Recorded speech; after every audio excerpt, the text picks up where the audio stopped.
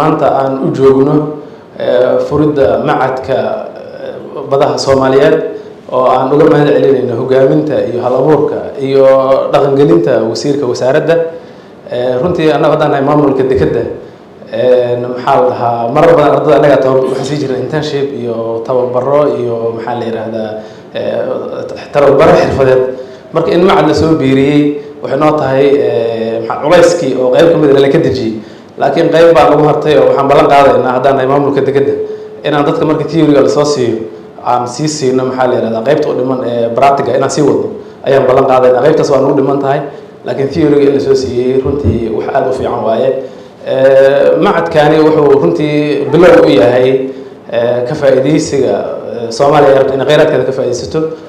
annagoo leh badda ugu dheer ama mid ka mid ah badaha ugu dheer adduunka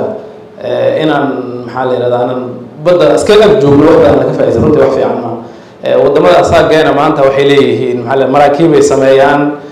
maahid waaweyn ay leeyihiin oo badda jaamacado waaweyn ay leeyihiin waxay leeyihiin maxaa la dhahaa ay sheegeen ciidan badda oo xoog badan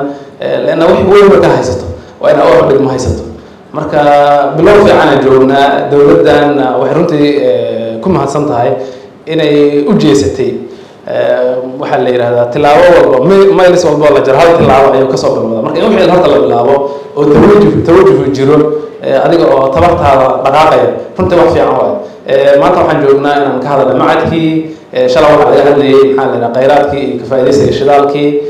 maxaa la yiraahdaa amnigiisa laga hadlayay marka in dhinac loo jeesto wax aan aan lahayn aan xagga u jeesano runtii wax aad u fiican waaye laakiin waa fognahay wali meesha aan rabnay aad baan uga fognahay marka runtii maxaa dadka cilmiga bartay iyo wasaaradda iyo dhammaan maxaa la yiraahdaa waxaan rajaynayaa inaan halka u sii socono annaga ka dekedaan runtii wasaaradda wasiirka markuu yimid wax badan lagu soo siyaadiyay annaga oo maxaa la sharciyo badan u baahnay sharciyo badan hadda meesha lagu soo wasiirka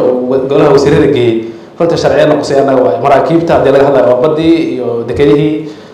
maxaa la dhahaa wasaqo gudoodii sidaas oo kale marka dhig cusub ana markaan rag maamulka dekedda nahay runtii muddadii yaraada wasiirku nala joogo halka sanaheed waxa uu soo siiyay waxa la yiraahdaa wax badan oo maxaa la yiraahdaa waqti badan hore u jiray lama soo siiyay halkaas marka runtii wasiir wax badan soo siiyay aad iyo aad ayaan u amaanayaa oo maxaa la yiraahdaa u bogaadinayaa